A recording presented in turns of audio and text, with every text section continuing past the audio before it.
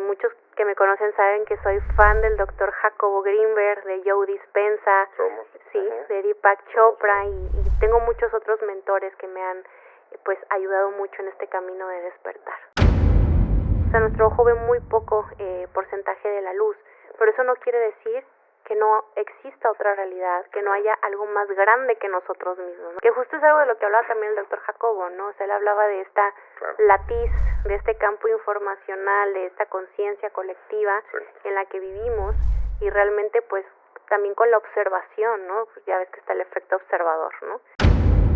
Se ha detectado microplástico en el semen y en la próstata de los hombres. O sea, imagínate.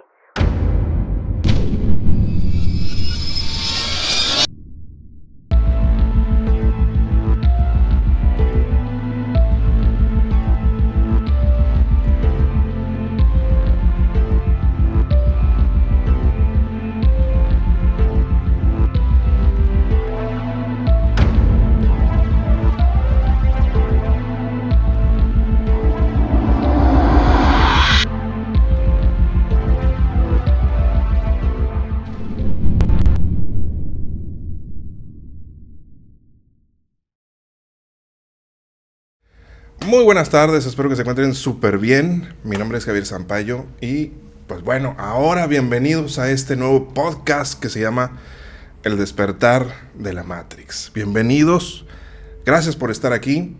Y pues estamos estrenando este podcast aquí físicamente en estos estudios, donde ustedes ya están viendo todo desde diferentes ángulos, con una increíble invitada que ha estado en diferentes podcasts ya, la hemos conocido en diferentes lugares, ha contado muchísima información, incluso tiene su propio canal en YouTube y nos ha contado muchísima información, de hecho de ella, de su vida, de su experiencia. Pero aquí la tenemos para platicar de todo eso. Paloma, mi queridísima Palomita, ¿cómo estás? Muy bien, muchísimas gracias por la invitación, Javi. Feliz de estar aquí contigo y felicidades por tu podcast. Para empezar, me encanta el nombre y me encanta que estemos en este camino del despertar, así que muchas gracias. Exacto. De hecho, la intención de este canal es darles, y que tú, seguramente tú les vas a poder aportar muchísimo a las personas que quieren salir de esta manipulación, de este sistema de control. De este sistema, claro. Entonces, la intención es aportar un poquito, ¿no? Y bueno, dentro de la plática que vamos a tener, para que sigan a doctora Paloma de la Fuente, ¿va? Así es como sí, me encuentran encontrar en las redes sociales como dra.paloma de la Fuente. Una de las preguntas es, hace rato que no subes contenido en YouTube. En Instagram estás muy movida. Sí. ¿Y en YouTube? No, es que mi canal de YouTube ahorita lo tengo muy abandonado. Justo ya para este año estamos trabajando para empezar a retomarlo. Porque sí, me dediqué casi 100% a Instagram, a TikTok, a Facebook, pero principalmente a Instagram, que es donde subo más contenido. Pero pronto les vamos a tener sorpresas porque ya se va a empezar a subir más contenido a YouTube. Perfectísimo. Sí. Excelente. Entonces ya vamos a tener más contenido largo que nos tenías acostumbrada, pero pues bueno, está un poquito pausado, ¿no? Sí, por cuestiones sobre todo de proyectos, ¿no? Que siempre me empezó a juntar todo. Yo soy de Mexicali, entonces me mudé el año pasado. De hecho, el 4 de febrero ya cumplo un año en la Ciudad de México. Mira. Me mudé a la Ciudad de México, entonces se me juntaron muchísimas actividades. Y pues si tenía una más, ya me iba a dar burnout, ¿no? Entonces a veces uno tiene que priorizar y empezar a quitarse algunas actividades de encima, carga, y pues eso fue lo que hice, ¿no? Dejar un momento el canal de YouTube, pero lo vamos a retomar este año. Claro, excelente. Y te auguro mucho éxito ahí en ese canal, así como en tu Insta, ¿ok? Y bueno, vamos a ver, mi queridísima Palo. Te has dedicado a todo lo que es de la perspectiva de la ciencia, porque la vida te llevó para aquel lado, ¿sí? No sé, gustos personales, no sé, que te volviste doctora, pero luego empezaste a transformar o integrar información que no se ve en la escuela. Sí. ¿Sí? esta evolución o este llamado que empezaste a sentir, probablemente lo tenías desde pequeña, ¿sí? Pero se vino más fuerte ya hace tiempo para acá. Pero, ¿qué es lo que te llamó la atención? ¿Por qué empezaste? ¿Qué te llamó? ¿Qué es lo que te llevó para empezar a estudiar todos estos aspectos de despertar de la conciencia? Sí, mira, realmente yo llegué a la medicina, pero por la espiritualidad. Yo empecé a meditar cuando tenía 15 años. El primer autor que yo empecé a leer fue Deepak Chopra. Deepak Chopra también es médico. Claro. Y él se ha dedicado toda su vida al estudio de la física cuántica, de la conciencia, y lo integra con la medicina. Entonces, cuando yo leo los primeros libros de Deepak Chopra, yo tenía 15 años. Entonces dije, wow, ¿qué es esto? Yo quiero aprender. Y a los 15 años empecé a hacer yoga y empecé a meditar. A raíz de que yo empecé a meditar y ver como todos estos cambios en mí, estaba muy chava, la verdad. O sea, muy chava, desconocía muchos conceptos, muchos términos, pero tenía como estas ganas de aprender y de decir, bueno, existe algo más. Me gusta sentir esta paz cuando medito, me gusta hacer yoga porque conecto con mi cuerpo, pero también con mi cuerpo energético. Y pues me empecé a enamorar de la física cuántica, del estudio de la conciencia a los 15 años. Estaba, iba a pasar a la prepa, me parece, apenas, ¿no? Uh-huh. Entonces, cuando yo me doy cuenta que Deepak Chopra estudió medicina, dije, yo quiero ser un doctor así, o sea, yo quiero ser como Deepak Chopra. Exacto. Fue como mi primera motivación. Como Doctor Strange después, ¿no? Ándale, como después, ¿no?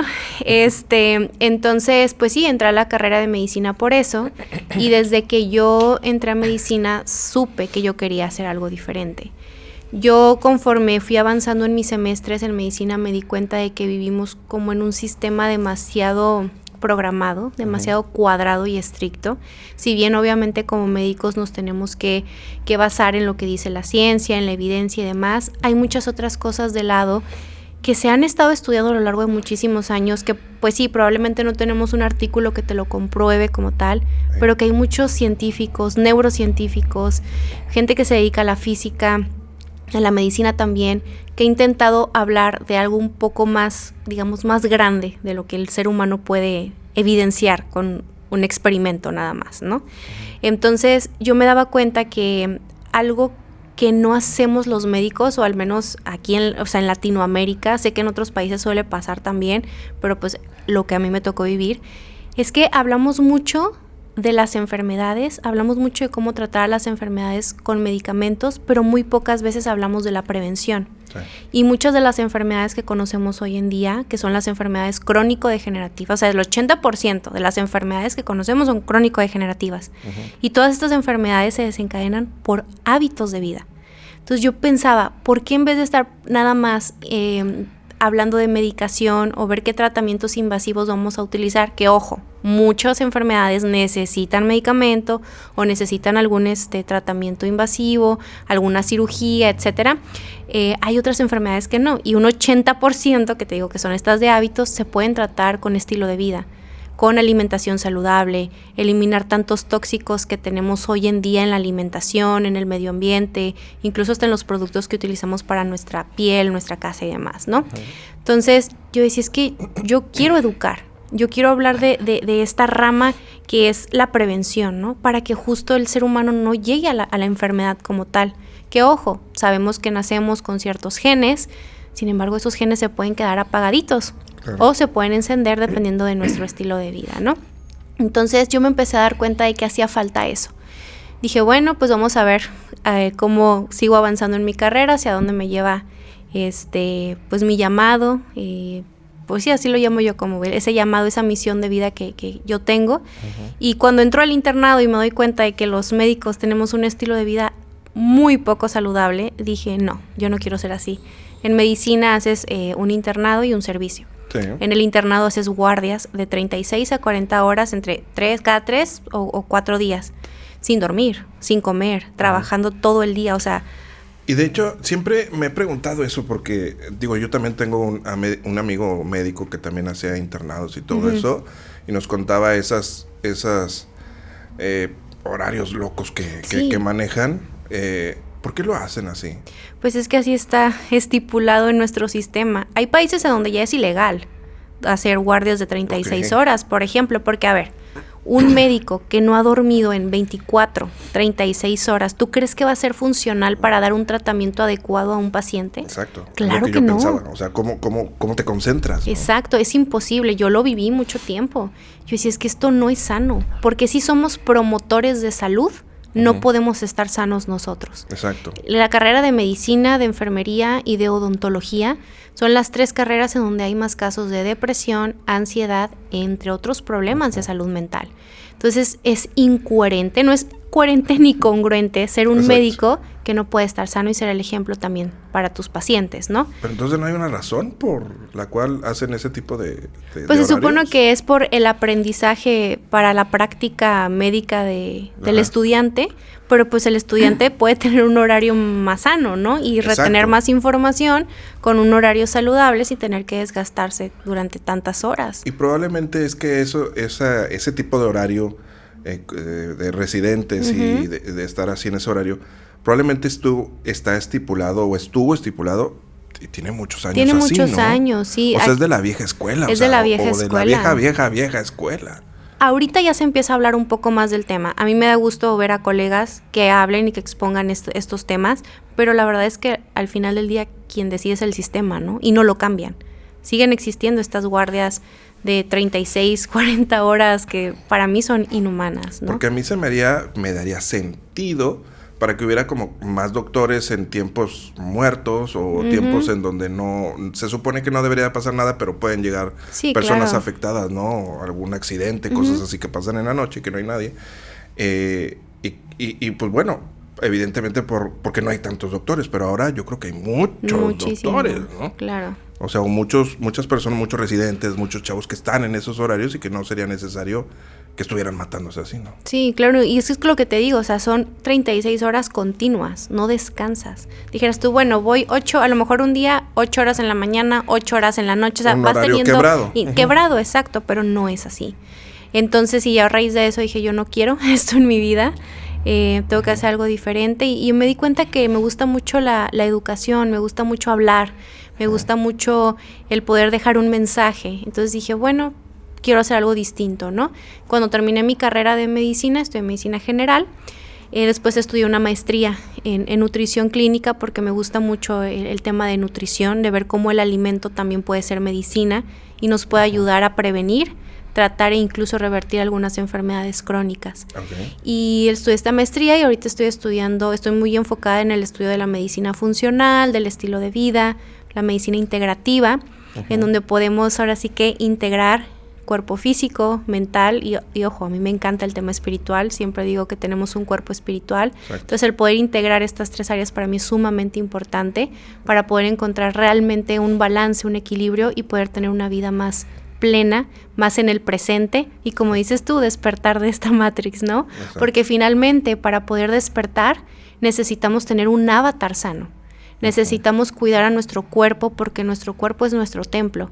Si queremos entrar en estados de meditación profundos, despertar, de sentirnos con más vitalidad, pues tenemos que cuidar a este avatar y justo con alimentación, ejercicio, un sueño adecuado, el evitar el consumo de sustancias tóxicas, rodearnos de gente que nos nutra, todo esto nos ayuda a conectar con nuestro interior, a despertar también y justo por eso quise hacer algo distinto, ¿no? Y la vida a veces nos lleva por ciertas situaciones complicadas, oscuras. No he tenido una vida sencilla, pero pues a raíz de toda esa oscuridad que me ha tocado vivir, experimentar, pues también me ha entrado en mí esas ganas de buscar la luz y de preguntarme y cuestionarme qué hay más allá de lo que mi ojo humano puede ver, de lo que mi cuerpo puede percibir. Y me encantan los temas de física cuántica, me gusta mucho estudiar de neurociencias también.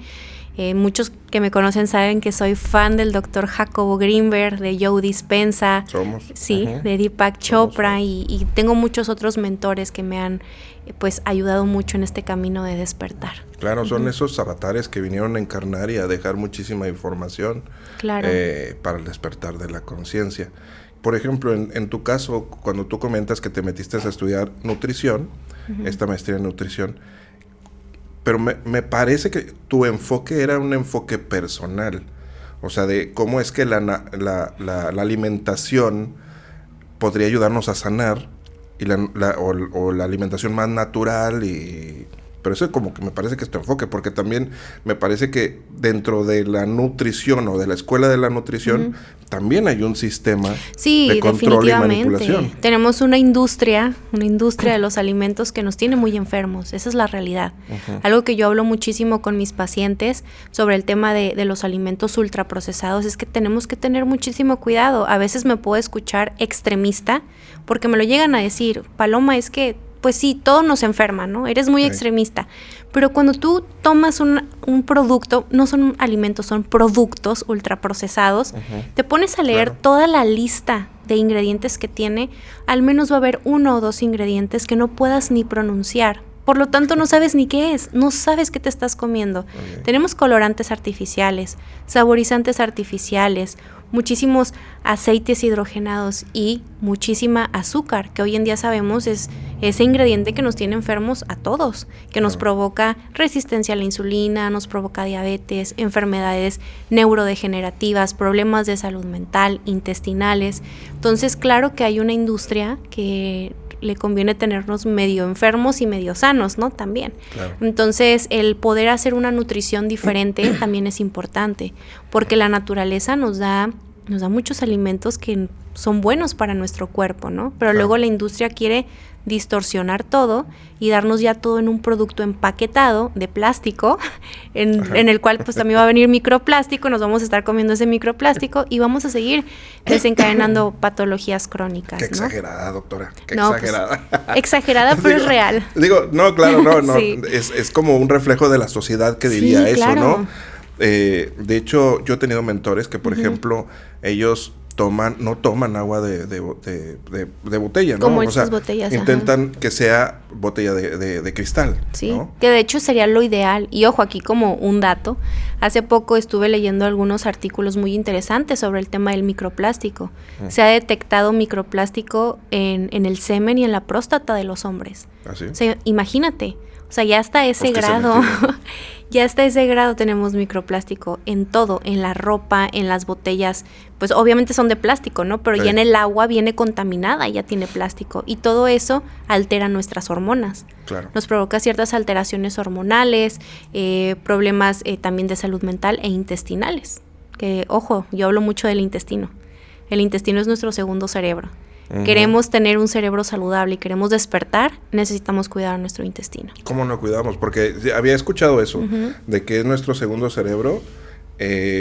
Bueno, también de que, por ejemplo, cuando te enamoras y sientes las maripositas en la panza, será otra sensación, pero que es, o sea, mucho tiene que ver el intestino, ¿no? Sí, nuestros intestinos. Sí. De hecho, en muchas culturas se le conoce a toda esta área aquí intestinal como el plexo solar, ¿no?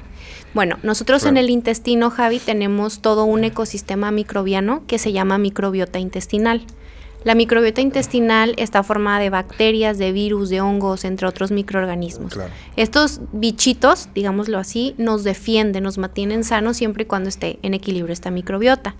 Esta microbiota desempeña funciones metabólicas, inmunológicas, hormonales y tiene una relación muy estrecha también con nuestro cerebro, con nuestra salud mental. Aparte, otra cosa bien importante, dentro de nuestro intestino vive el 80% del sistema inmunológico. O sea, si tú tienes un problema de defensas, como así le llamamos coloquialmente, hay un problema en el intestino sí o sí, que muy pocas veces se aborda. Si tú tienes estreñimiento, diarreas, te inflamas muchísimo, te distiendes cuando comes, algo está pasando en tu intestino y algo está pasando con tus bichitos, aparte. Este segundo cerebro, bueno, se le conoce así porque tenemos un eje bidireccional, es el eje intestino-cerebro, es decir, la información que hay en el cerebro se comparte con el intestino y viceversa. Entonces, si tú tienes un problema intestinal, directamente vas a afectar al sistema nervioso. Y si tienes algo en el sistema nervioso, también se va a afectar tu intestino. Algo bien interesante cuando hablamos de temas de salud mental, por ejemplo, depresión, ansiedad, entre otros trastornos mentales, pues tenemos que integrar todo lo que está pasando también en el intestino. ¿Por qué? los neurotransmisores. Cuando hablamos de neurotransmisores, pues pensamos directamente en el cerebro, nada más. Sí. Serotonina. La serotonina, conocida como el neurotransmisor de la felicidad, un neurotransmisor que nos provoca calma, pues el 95%, Javi, se produce en el intestino.